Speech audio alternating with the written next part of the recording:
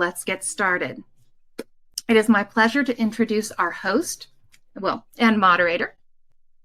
Kirsten Brett Baker is CEO and co-founder of Jeenie, an AI plus human multilingual and multicultural platform powering the next generation of smart tech and AI for more inclusive communication. Wharton MBA and serial entrepreneur, she has built and scaled ventures across SaaS, tech, and global market development. She's an Ernst & Young 2025 Entrepreneur of the Year and made the top list of Forbes, Inc., and Fast Company for leading in equity, innovation, and human connection. She's also a member of YPO, the Safe AI Task Force, Inc. Leadership Forum, and Fast Company's Impact Council. I hope you all will join me in welcoming her onto the stage, and she will be our host going forward. Thank you, Mandy. Very wonderful introduction there. Very appreciate that. I am definitely not the highlight of this conversation here today, but I'm really happy to be here and to be moderating. Forgive the terrible kind of nasally voice. I just got off an airplane last night and it's sticking with me. So I know it'll be a little painful to hear me, but I'll do less talking today. We're here today to talk about how AI is transforming healthcare. And I think that, there isn't a moment where we can turn or look at news or talk to each other or see industry reports where those two letters are not popping up. So there's a tremendous amount of curiosity around those two letters at the moment. But what we want to kind of dig into and dive into more concretely is, what can it do? What can't it do? Because that is still very relevant here. And we're talking very specifically today about healthcare and where it is in healthcare. And therefore, where can AI kind of participate in improving care? Where can't it improve care? Maybe, not at all, maybe not yet.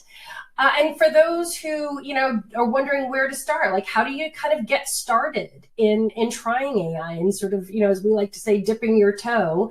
And for those of you who have started, using AI, how do you determine kind of what's next and how far do you go? And one of the things that, everyone here is going to be, focusing on and taking very seriously is, and how do we do it responsibly, right? When we're using AI, when we're rolling it out in our healthcare systems, how are we doing that, with the utmost responsibility and integrity that we can?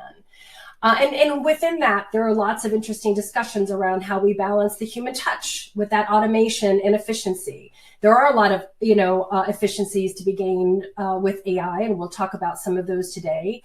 But, managing that along with, what we know to be that human engagement and that, human in humanity that is so important and fundamental to, how we deliver care, the relationships that health systems and clinicians have with their patients. All of that has to kind of really be balanced. So today is probably just, part one of a lot of different discussions that we will be hosting around this subject. And this is just a forum in which we all get to kind of learn together. So we're sharing learnings so that what we have here are two wonderful experts here today who will share their learnings. And this will be, a way for us to all come together and have the rest of you learn from what other people have explored. So without that, with no further ado, we are very honored to have two people here today who are esteemed colleagues in the healthcare industry. And I'm going to briefly introduce both of them and then turn it over to them to kind of talk about like the state of, AI in our industry. Let me start first with Tassan Boyo, who is a nationally recognized healthcare executive and governance leader dedicated to expanding access, eliminating disparities, and building resilient health systems. He's done so much work in health equity, and I've been so privileged to see him speak at so many different events around this subject, and he's just a foremost thought leader here. He is the founder and CEO of Alusan, which is a venture that he has started, and it's still kind of in stealth mode right now, but I can assure you guys it's doing really exciting things. We're very supportive and proud of all the work that it's doing, and there will be more to come as he unveils some of that work in the future. And he is also the governance chair and board member at the Institute for Health Improvement. So IHI, I'm sure many of you are familiar with, as the world's leading organization for quality and patient safety. Most recently, Tassan was the president of Sutter Health East Bay, leading 6 hospitals and 20 ambulatory centers with 10,000 staff and physicians caring for more than 500,000 patients. I think that street cred really kind of earns him a great place here on this platform here today. And under his leadership, the division achieved record growth, launched $2 billion on transformation strategy work, and including a 400 million joint venture cancer center with Stanford Medicine program. So super wonderful to have you here, Tassan. Thank you so much for being here. And then let me also introduce Bill Hudson. Bill's over 25 years of leadership in healthcare and information technology. He's a seasoned digital transformation exec whose passion really lies in enabling optimal patient outcomes through strategic application of AI and digital innovation. So who better to have here to talk about how AI is affecting those outcomes here today. Bill brings a proven ability to align operations, informatics, analytics, technology, I could go on, while building strong clinician partnerships and driving consumer engagement for maximizing health system value. So that is, kind of very important to the people who are attending here today, wanting to understand how to extract more of that value in your health system. And throughout his career, Bill has spearheaded some of the industry's most complex initiatives, including major provider outsourcing arrangements, multiple Epic EHR implementations, new hospital integrations, and multi-entity community connect programs. In his current role, he is the CIO at Hippocratic AI, and he is partnering with healthcare leaders to reimagine care delivery through generative AI and agentic solutions. He also leads efforts to scale AI-driven clinical abundance, expand population health impact, and empower health systems nationwide with intention-built AI agents. So again, I think with those few words, and no one has any questions why these wonderful individuals are here to kind of bless us with their knowledge here today. And with that, Tassan, I'm going to kick it over to you to kind of kick our first poll off with a few questions. Good morning, everyone. Really excited for this conversation, and I'm grateful to everyone making the time. So, first question, you all ready? Okay, is it going to come up on the screen? What's your adoption for AI in your organization? What's your adoption level for AI in your organization?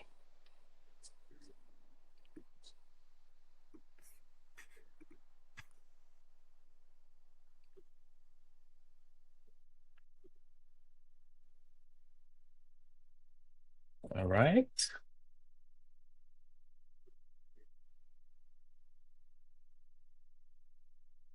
The clinical operations and care coordination, revenue cycle administrative workflows, research, data science, and innovation,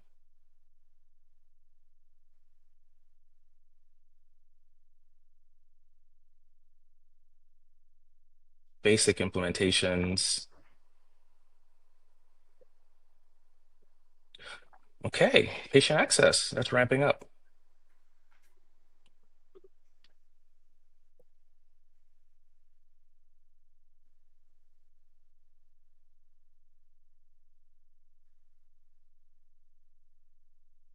Okay.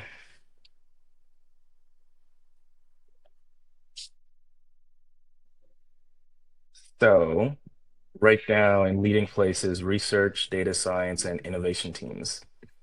And that's really interesting because it also highlights that again, when we think about healthcare and our roles in it, AI is a tool that we can leverage to really help us address the major challenges that we're facing.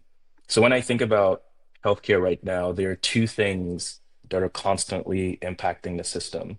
The first is instability, and then the second is uncertainty. So instability and uncertainty are constantly impacting our staffing, they're impacting our payer mix, they're impacting our workflows, coding, revenue cycle, access, coverage. Those are the things that are actively going to be impacting the margins and the sustainability in healthcare.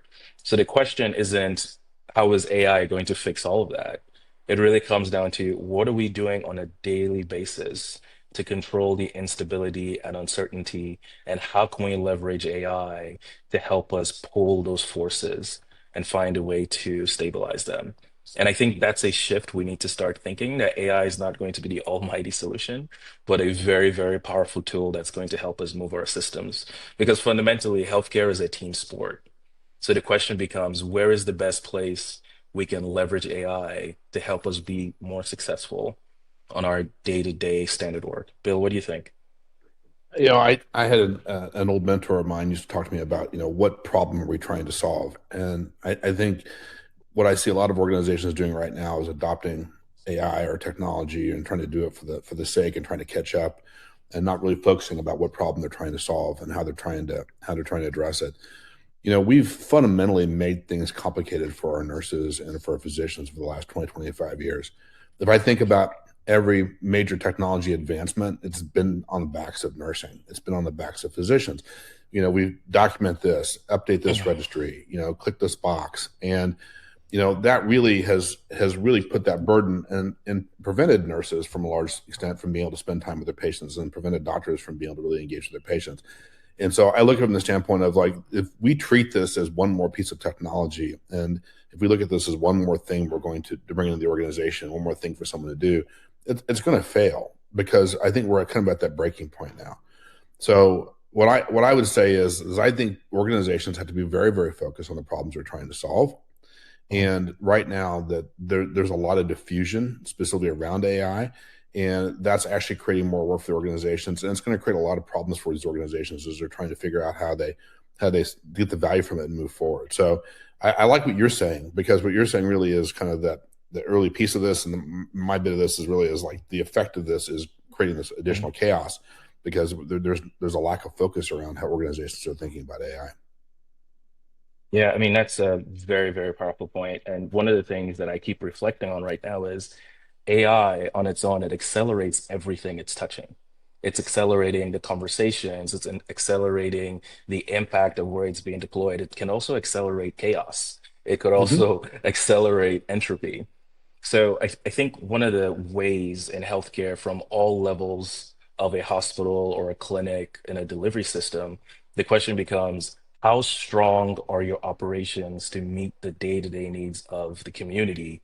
And then the stronger your operations are, the more you're going to be able to integrate AI to be able to make that exponential. Because if AI is accelerating everything it's touching in healthcare, then we need to have a very, very strong core in the clinic, in the back office, in the hospital, and ancillary, and see how is AI going to leverage us to do more in a better way for patients. And then how can we utilize AI to really support our staff? Because to your point earlier, Bill, we've been adding more and more and Mm-hmm. more on the teams. So the question is, how can we utilize AI to create more capacity? Agreed. I'm going to double down on what you said, and make a little shift. If you have a weak operating model and you implement AI on top of it, you're still going to have a weak operating model. You're just going to have Hmm. AI, and you're going to break things potentially faster or cause problems, more problems faster. Conversely, I see organizations that have strong operating models that want to look at AI or technology and send up a separate governance or structure around it to be able to run it and manage it as a separate overall thing. They're going to have the same kind of problems, because ultimately it has to be overall integrated into your existing processes. Those existing processes have to be strong, they have to be aligned, they have to be purposeful, they have to be aligned with the organization's strategy. And if you enable those with AI and bring AI into that framework, you can do it and be Hmm. very successful and have some really good outcomes. But if you bring AI on top of a poor operating model, or you try to send AI outside of even a strong operating model, you're going to end up with this disenfranchised organization, and you're going to have missed outcomes and poor Yeah. expectations. So this is a great kind of intro and setup to this whole discussion. You guys are already kind of diving into the challenges, Hmm. but also kind of the necessary guardrails. So can you each just take a moment or a few minutes from your perspectives and just kind of give the audience a little bit of a high level summary of, like, what's the state of the kind of AI in healthcare right now from your perspectives? However you want to answer that question. We'll kind of get into adoption after that. But first, just like, let's just do a baseline. Like, what's the state of AI in healthcare right now from your perspective? Tassan, do you want to kick off? Yeah, so when we think about, I've had the privilege of working in public sector systems and private sector health systems, and I've got to see how technology is utilized in two very, very different worlds. And where we're seeing AI currently is we're utilizing it in documentation support, we're utilizing it in throughput prediction, and by throughput, I mean how is patient flowing from the moment they show up in the ED up until they're admitted to discharge. Systems are experimenting with throughput prediction, operational forecasting, building on what Bill and I were mentioning earlier. The stronger your operational core, the more you can see a positive exponential impact with AI. Ambient listening is a really big one. And Bill, I would love to hear your thoughts about that. Of having AI in the background when a patient is with their physician and getting the right information that is only going to go to make the bring even more clarity into the notes to be able to support the patient's treatment plan. Staffing optimization is another area that AI experimentation is taking place. Do we have the right people in the right place? How are we sourcing? How are we deploying?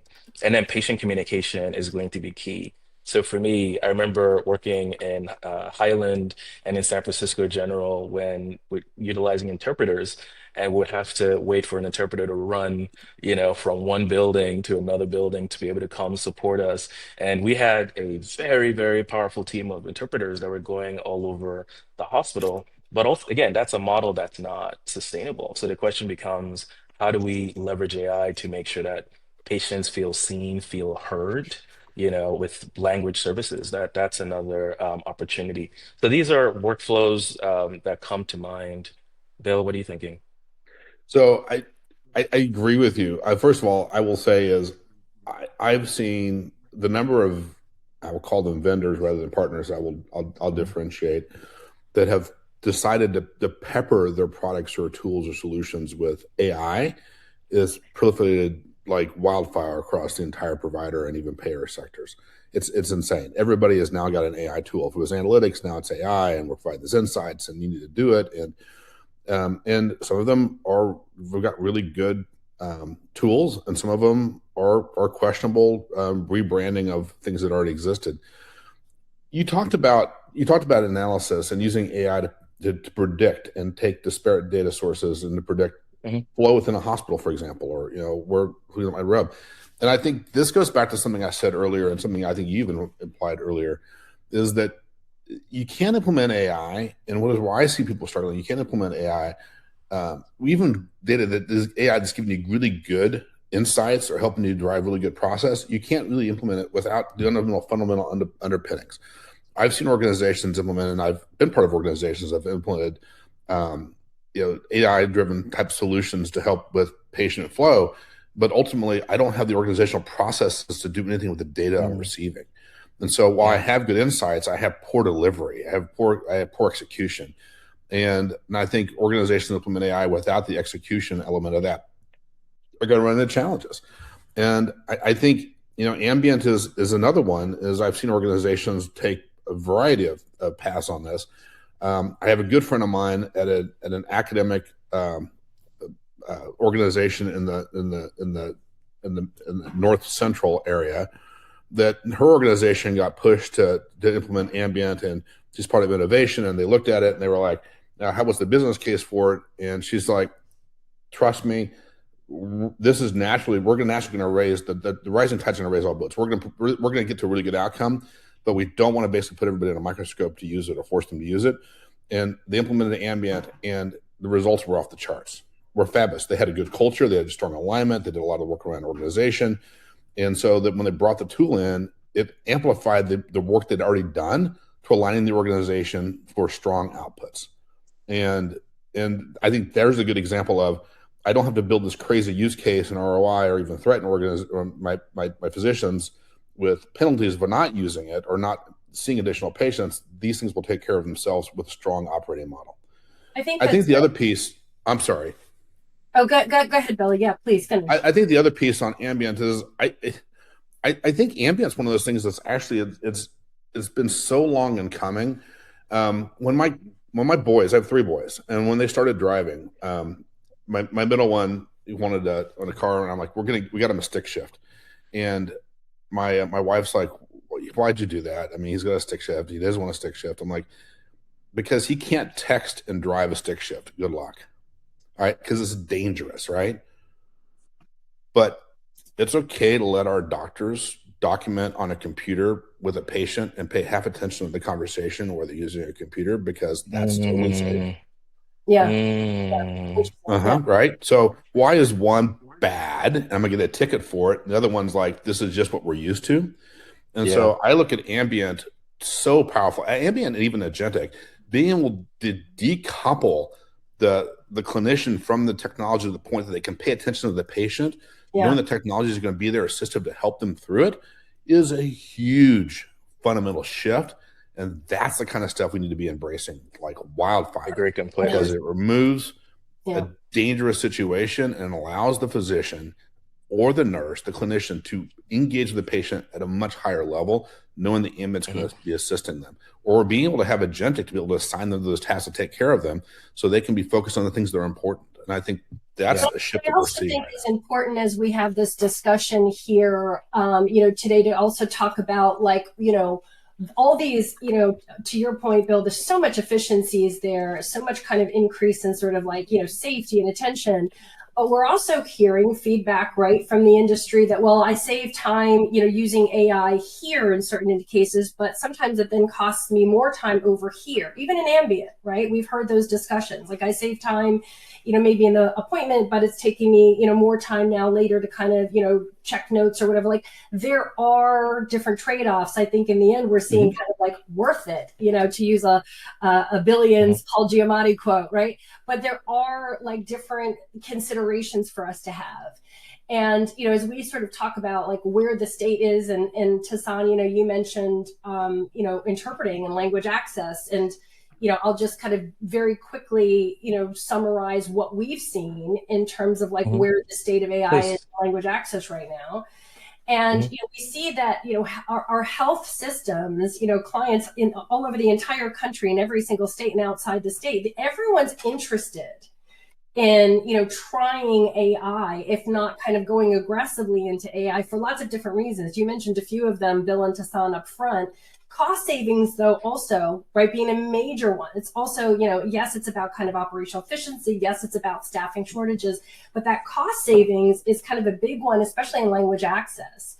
And we see, though, that that's balanced with this whole issue of, risk. Bill, you were talking just about like, your son and driving. And, we've had a number of healthcare systems reference the driverless cars that ran the stop sign as like, the one thing that kind of set a whole industry of automation back, and how, nervous they sometimes are about kind of then diving too far into AI with respect to language.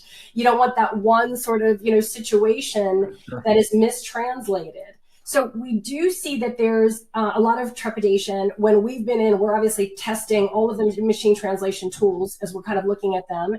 And, as much as AI is doing in the different areas that you guys are talking about, it's actually really staggering to us with some of the largest LLMs that are out there. When we've tested all their languages, 6 actually pass our quality thresholds for use in healthcare. So like that is kind of very interesting, when we think about kind of, again, levels of, AI and where we're prepared to kind of get into AI, where we're prepared to take it to the next level. I think, just to wrap this up, we see that the future is a hybrid one in so many cases, right? What we know is that AI is so much better with human oversight, human in the loop, evaluation. And we see that humans are so much better when enabled and empowered by AI. So I think, the future here is very hybrid. And, when it comes to language access, I think this kind of AI plus human hybrid is really the future, and will allow kind of clients to move at the speed of trust. Yeah, and just building on what you're both saying, it makes me think about how do we in healthcare want to reframe what the frontier is going to look like. So building, I loved your metaphor, Bill, of, the stick shift driving, and then that's going to make sure the person isn't texting, because it also ties to what Kirsten is mentioning about risk. And I think the big opportunity for us to start considering, instead of solely focusing on how does AI help us solve problems, we can try and also have a shift of how does AI help us prevent problems upstream in the first place. So what does that look like? And the things that come to mind for me is patient engagement. How can we utilize AI to prevent patient disengagement? What are the opportunities that AI is going to create to make sure that patients can stay more engaged in their care, more likely to follow up? When we think about eligibility and the interruptions that we are all forecasting for 2026 and 2027, and these are one of the key things I'm thinking about in my world is how can we leverage AI to make sure that people don't lose their coverage, knowing that we're going to be seeing a lot more of that. So how do you think about that, Bill? And because you're living in the engine, right? How do you think Hmm. about AI helping us prevent issues in a system that has been dysfunctional for so long? Because in healthcare, we've been really, really good at, plugging holes to make things better. Yeah. But now we have the opportunity to really revamp the shift. Well, I think so. The first thing is I think we need to have a mind shift approach. So as a strong operating model, we need to have a strong operating model, and AI can enable it. But we need to make a strong mental shift to what is an AI first thinking process look like.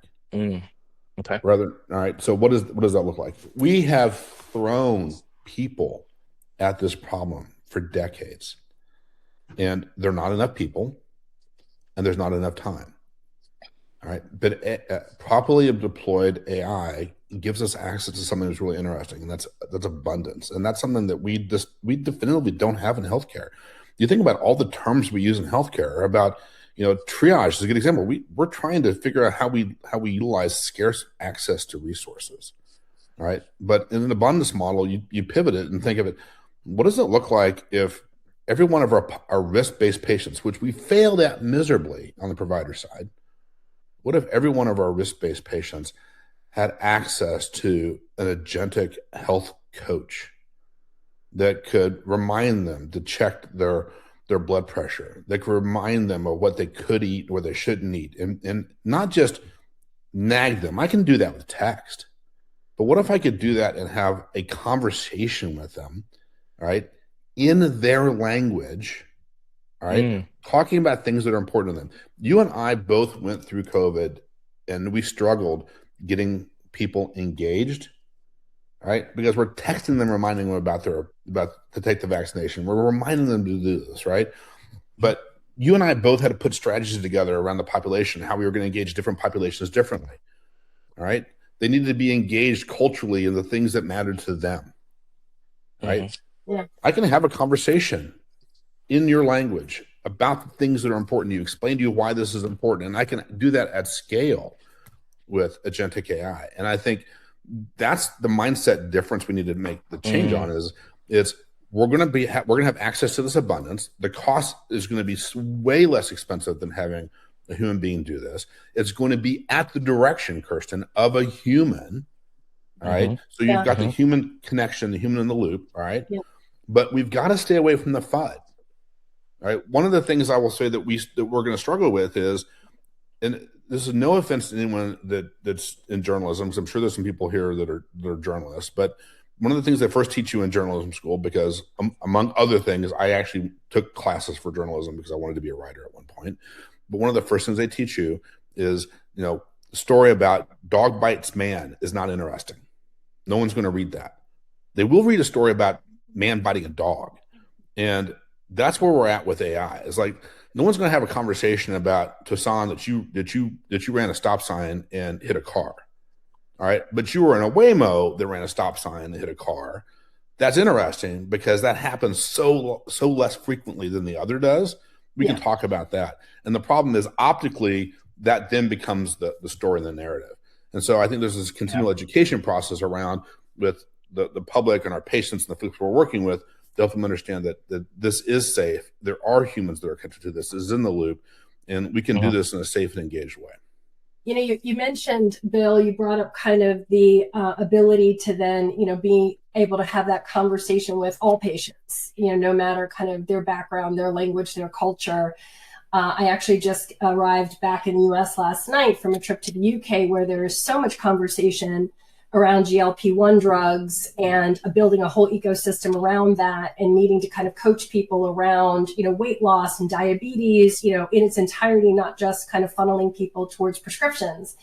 And one of the very interesting conversations that came up there is the ability to have those conversations, obviously, with AI ultimately kind of directing, where patients should go, directing patients on what they should do next, suggesting nutrition, suggesting diet, suggesting routine and exercise, but how, if that's not done in their language, and even more specifically, if it's not done without cultural norms, right? Certain cultures that, may not have the same nutritional kind of perceptions that Americans do. Some cultures that are much more kind of vegetable based, very little meat or protein, coming through meat, and all these different things, how AI is going to have to, kind of move with all of this culturally and linguistically. I think we've sort of jumped into, some of the next best things, which is, really exciting. And before we kind of go further with some of the next best things, I'd love to get, the take from both of you on where is the greatest amount of resistance right now to adoption that you're seeing? Where is it kind of sticking, and where it's hard for healthcare to kind of move past the most these days? Bill, do you want to start? Oh, wow. Okay, fine. Now I get to start with this question. Okay. I think that one of the biggest resistance, and I've had conversations with a lot of clinicians over the last several years about this very topic, and that AI is not going to replace a physician. It's not going to replace a nurse. We're nowhere close to that. Not just culturally, but technologically. I work with an organization, and we don't believe that AI is safe enough to be a doctor. All right, it's safe enough to be a nurse. We're assistive to that, and I think that's an important understanding, is that AI is going to work at the direction of a clinical licensed caregiver, and I think that's super important to understand. All right, and understand what the distinction is. And I think when folks understand that they can't get the work done they've got to do today. There's not enough people to do the work they have today. The number of patients that we access. When I worked at an organization that, for our risk patients, we stood up a palliative care program because we could only pay attention to that level, to that subset of those patients we had full risk for. Right? We had an organization that we stood up and we looked at the super complex care patients. But the fact of the matter is, I can't look at 80%, the other 80% of those patients. There's not enough access. There's not enough people to do that. And people fall through the cracks. And I think helping them understand that the reality of their situation is that there is so much work that if a person can have AI work at their direction to help manage these patient cohorts with the tools and technology they have available, they're going to be able to magnify their efforts and really provide care at scale in society. That's a game changer. All right. And so that conversation is a really important one. And everyone I have this conversation with looks at it and goes, ugh. And it's most of the reactions I get are there's this instinctual, that is just like this fear that they're going to get replaced. And that's not a reality. We're nowhere close to that. Yeah, Chassan, what do you And think? that's what I mean, I couldn't agree more with Bill. And I'll take it a slight nuanced difference is, I don't know that the resistance about AI in healthcare is about departments or is about people. I think it really all comes down to, how are you separating the noise from the signal for healthcare as it relates to AI? And by this, I mean, when you're like right now in the chat, we saw someone ask, what if patients don't want to engage with AI? Yep. Right? What if you're not successful in achieving patient engagement with AI. I think the resistance really comes down to how are we presenting this? If anytime we're talking about AI, that we're always saying that humans are at the center, the teams are actually at the center, and AI is a tool to support the teams to be more successful. AI is a tool to support the patient to be more engaged. You start seeing a shift in the resistance. And I think the noise is there is this misperception and misconception that AI is coming for everyone and everything. And I would say it's very different in industries. In healthcare, the opportunity is how can AI help the physician, the nurse, the tech, the custodian be more supported and be more effective in what they're doing? Because the biggest thing that unites every single person that shows up to a hospital and a clinic is because they see their role as a calling, right? If you're in healthcare, you're choosing to go to a place that most humans don't ever want to go. The two places humans never want to go are prison and hospitals, right? So if you're in healthcare, you're choosing to go to a place that humans are always afraid where they go to and they try and avoid. So the question becomes, how do we leverage AI to honor that there are people who are choosing to do this work? It's a calling. It's on the front lines, and this tool is going to help them be more successful in their role. And then with patients, and Yeah. every health system struggles with this, is how do we better support the patients that are struggling with engagement, that are vulnerable, that have social determinants of health factors that are impacting their ability to show up for care? AI can be the tool. And then it also ties back to what you were mentioning earlier, Kirsten. Language is a barrier. We can't pretend that Yeah. it's not. It is a barrier in every single zip code. And we have an Mhm. opportunity right now to say this is something. So, and then going back to a very, very pointed question in the chat about what if a patient doesn't want to engage with AI? The question becomes, how different does that look if there is a AI tool that speaks the patient's language, has some semblance of the cultural competency that will Yeah. be able to coach them to follow their instructions? That's an opportunity It's there. such a great point because what we see is like AI then kind of adoption being one of relatability, right? We hear the everyone in kind of like the AI thought leadership space really talks about how necessary that is, how it has to be accessible to everybody. And I also wanted to kind of play on a point you both just made, thinking about um, conversations, panels, interviews with some of the leading healthcare providers, including I think about Michael Dowling, who recently stepped down as CEO president of Northwell Health, and how he talked about there will always be a human in the loop in healthcare.